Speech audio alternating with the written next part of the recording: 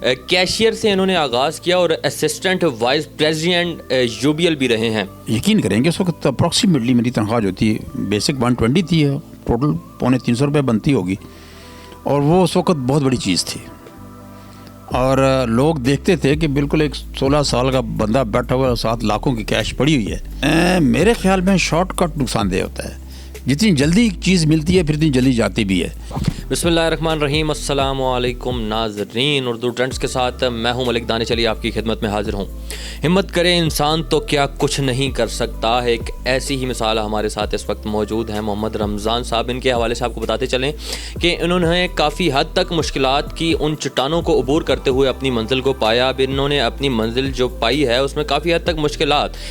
یہ بینک میں as a cashier انہوں نے سٹارٹ کیا تھا. ایک چکوال کے ایک بیکورڈ علاقے سے انہوں نے اپنی زندگی کا آغاز کیا، اپنی تعلیمی زندگی کا، اپنے پروفیشنل زندگی کا آغاز کیا، اور آج راول پنڈی میں موجود ہیں. کیشیئر سے انہوں نے آغاز کیا اور اسسٹنٹ وائس پریزیڈنٹ UBL بھی رہے ہیں. رمضان صاحب، ایک کامیاب بندے کے پیچھے کس چیز کا ہاتھ ہوتا ہے؟ پہلے تو سب سے پہلے یہ بتائیں. بسم اللہ الرحمن الرحیم. ایک کامیاب بندے کے پیچھے سب سے بڑی بات اس کے والدین کی ہے، اس کی ماں کی تربیت اور اس کے باپ کا پیار، اس باپ کی اسٹرگل. تو میرا بھی کچھ اسی طرح کا ہے. میری نو ڈاؤٹ کہ والدہ مکمل طور پہ ان پڑھ تھیں، والد بھی ان پڑھ تھے. اور جو میری پیدائش ہوئی وہ چکوال اب تو ماشاءاللہ کافی ڈیولپ ہو چکا ہے. اچھے لوگ پیدا ہو گئے ہیں، بڑے محنت والے اچھی پوسٹوں پہ لوگ ہیں. ہر جگہ دنیا کے ہر کونے میں چکوال کے لوگ آپ کو ملیں گے. لیکن میں جس وقت کی بات کر رہا ہوں، آج سے 50 سال پہلے کی، اس وقت چکوال بذات خود ایک بیکورڈ تھا ایریا تھا. اور چکوال کا جو زیادہ بیکورڈ ایریا تھا وہ میرا گاؤں ہے تقریباً وہاں سے 15 کلومیٹر دور، 15-20 کلومیٹر دور. اس کا نام تھا بادشان. تو میری پیدائش وہاں پہ ہوئی. وہاں چھوٹا سا گاؤں اور میکسیمم جو ہے آبادی جس کا سارا دارا مدار وہ چھوٹی چھوٹی زمینوں پہ تھا. ہمارے ہاں ایک ہی مڈل سکول تھا، لیکن اس مڈل سکول سے بہت بڑے بندے پیدا ہوئے ہیں. میں اس میں دوں گا مثال جنرل قیوم صاحب، وہ مجھ سے تقریباً کوئی 3 سال آگے تھے، سینئر تھے مجھ سے، وہ بھی وہاں سے پڑھے. اس کے بعد اور بھی کافی آرمی میں کافی لوگ گئے. اپنی زندگی کے حوالے سے بتائیے گا کہ کس طرح آپ نے مشکلات کو، مطلب ایک کیش سے اسسٹنٹ وائس پریزیڈنٹ ایک بڑی سیٹ ہے، کس طرح یہ ممکن ہوا؟ مطلب آپ نے تعلیم، کیا مشکلات آئیں زندگی میں، ان کو مشکلات کو عبور کرتے ہوئے آپ نے کس طرح یہ زندگی میں یہ مقام پایا؟ میں آپ کو بتاؤں کہ میں ابھی 9th کلاس کا اسٹوڈنٹ تھا تو والد صاحب کی ڈیتھ ہو گئی. اور مجھے جو فیڈ کرنا تھا، میرے 2 بھائی، 1 بہن اور 1 ماں تھی، اور I was head of the family, اور میں 9th کلاس کا اسٹوڈنٹ تھا. اس موقع پہ میرے قریبی عزیز تھے، انہوں نے مجھے میٹرک تک کی جو ہے وہ تعلیم دلوائی. میٹرک، اس میں آپ کو خاص میں بات بتاؤں کہ ہر انسان جو دنیا میں پیدا ہوتا ہے نا، اس میں اللہ تعالیٰ نے صلاحیتیں برابر کی دی ہوئی ہیں. یہ نہیں کہ کسی کو اللہ تعالیٰ نے، وہ بہت بڑا منصف ہے جس کا اللہ تعالیٰ جو ہے نا، کوئی آدمی جو ہے کسی امیر کے گھر پیدا ہو جاتا ہے، کوئی غریب کے گھر پیدا ہو جاتا ہے. اس میں اس بندے کی اپنی کوئی ایفرٹ نہیں ہے. تو لیکن صلاحیتیں ہر ایک آدمی میں موجود ہوتی ہیں، ان کو بس اجاگر ہونا ہوتا ہے. اور اجاگر اسی وقت ہوتی ہیں یا تو بندہ لے کے آئے اپنا منہ میں چمچہ، جس طرح بڑے بڑے لوگوں کے بچے ہیں ان کو بھی تھوڑی بہت اسٹرگل کرنی پڑتی ہے، ذرا کم کرنی پڑتی ہے. لیکن وہ لوگ جو غریب خاندان میں پیدا ہوتے ہیں ان کی اسٹرگل زیادہ کرنی پڑتی ہے. میں بھی ایک عام آدمی تھا. والد صاحب کی جس وقت ڈیتھ ہوئی تو بڑی مشکل کے ساتھ میں نے 9th کلاس کی تھی. 10th کلاس جب دوسرے گھر میں گیا، مجھے پتہ چلا کہ I am the head of the family اور میں نے پورے خاندان کو فیڈ کرنا ہے.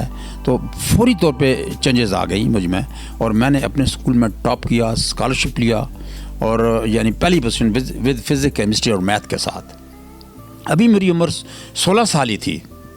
تو انٹرویو ہوا ایک جگہ پہ، مجھے آج تک یاد ہے اس آدمی کے ورڈز. پہلے اس نے میری تعلیم پوچھی، سبجیکٹ پوچھے جو میرے انٹرویو لینے والے تھے، پھر میری اپنی پوزیشن پوچھی پاس ہونے کی. تو میں نے بتایا ان کو کہ میں نے تو ہائی فرسٹ ڈویژن لی ہے اور یہ میرے سبجیکٹ. کہتے ہیں کہ آپ آگے تعلیم کیوں نہیں جاری رکھ رہے؟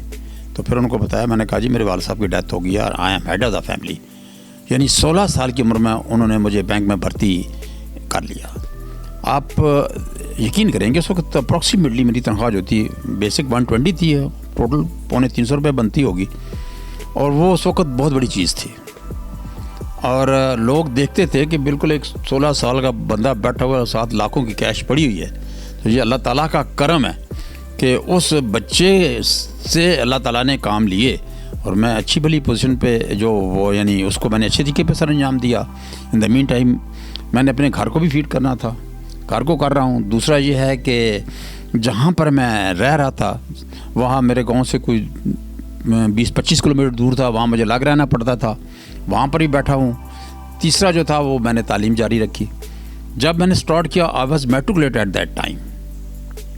پھر اس کے بعد میں نے ایف اے کیا during my service, then B A, then M A economics, اور اس کے بعد بینکنگ کی جو اس وقت سب سے زیادہ کوالیفیکیشن پروفیشنل کوالیفیکیشن کہلائی جاتی تھی، that was DAIBP، diplomate associates of institute of bankers in Pakistan. اور وہ ذرا مشکل کورس تھا، بہت چند لوگ کرتے ہیں. تو اللہ تعالیٰ کی مہربانی وہاں تک بھی میں پہنچا اور وہ بھی میں نے کلیئر کیا. تو کیشر کے ساتھ ساتھ محنت بھی کی. اپنے بھائیوں کو میں نے ان کو بھی فیڈ کیا، ان کو ٹیکنیکل کام سکھا کے باہر بھجوایا. اور یعنی اس گاؤں میں چھوٹا سا بالکل مکان تھا. ان دا مین ٹائم پھر میری پنڈی ٹرانسفر ہو گئی، پنڈی کروا لی میں نے ٹرانسفر. یہاں پر آ کر اللہ تعالیٰ کا آج احسان ہے کہ پنڈی یہی چمنزار کالونی ہے، وہاں پر ہمارے 14 سیٹ ہیں. اور میں نے بڑے اچھے طریقے پہ خدا کا شکر ہے کہ بڑی اچھی لائف گزر رہی ہے. آج کل کی ینگ جنریشن ہے وہ ہر چیز کے لیے، ہر ایک پوائنٹ کے لیے وہ ایک شارٹ کٹ ڈھونڈتی ہے کہ ہم کسی طریقے سے شارٹ کٹ کر کے کامیابی کی طرف چلے جائیں. تو کیا کوئی شارٹ کٹ ہے کامیابی کا یا لائف ٹائم محنت ہی ہے؟ میرے خیال میں شارٹ کٹ نقصان دہ ہوتا ہے. جتنی جلدی چیز ملتی ہے پھر اتنی جلدی جاتی بھی ہے، اور اس میں مطلب مزہ نہیں ہے اصل. ہاں جی، آپ اپنی لائف کے جو بھی آپ کا نتیجہ، کیونکہ آپ کی 68 ایئرز آپ کی عمر ہے، اپنی لائف کے تجربات بھی آپ نے شیئر کیے ہیں. تو لائف کے جو آپ کے تجربات ہیں ان پر مبنی ایک کیا میسج دینا چاہیں گے یوتھ کو، ہماری جو آج کل کی نوجوان نسل ہے جو مختلف فضول چیزوں میں اور جو غیر مہذب چیزیں ہیں ان میں اپنا ٹائم ویسٹ کرتی ہیں، تو ان کو کیا میسج دینا چاہیں گے آپ؟ میرا میسج ان کو یہی ہے کہ یہ جو فضول قسم کی چیزیں ہیں ان سے نہ صرف وہ اپنے آپ کو تباہ کرتے ہیں بلکہ اپنے پورے خاندان کو تباہ کرتے ہیں. اور والدین جس کے گھر بچہ پیدا ہوتا ہے نا، وہ بڑی امیدیں لگا کے بیٹھا ہوا ہوتا ہے کہ یہ میرا بچہ بڑا بچہ ہوگا اور یہ کرے گا، وہ کرے گا، فلاں چیز پہ آ جائے گا.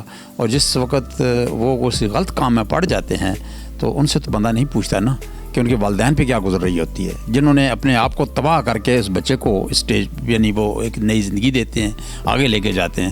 تو یہی نئی جنریشن کے ساتھ میں گزارش کروں گا کہ وہ میکسیمم دھیان جو ہے وہ اپنی پڑھائی کی طرف دیں اور فضول چیزوں سے بالکل اجتناب کریں، اور ایک رسپانسبل ہونے کی حیثیت سے نہ صرف اپنے خاندان کو بلکہ پورے پاکستان کے لیے ایک مثال بنیں.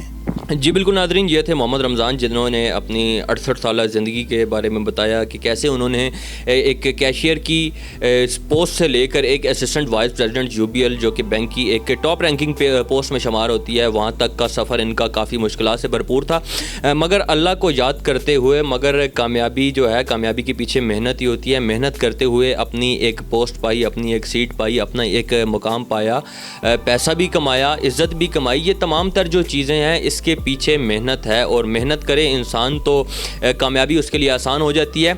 اللہ پاک کو بھی محنتی شخص بہت پسند ہے، اور محنت جو بھی انسان کرتا ہے اس کی محنت کبھی بھی اللہ پاک رائیگاں نہیں ہونے دیتا.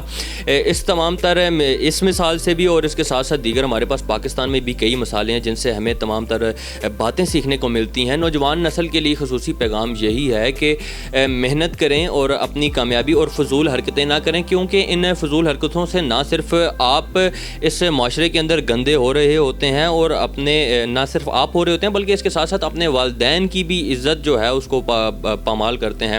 اسی کے ساتھ اپنے میزبان ملک دانش علی کو دیجیے اجازت. اللہ حافظ.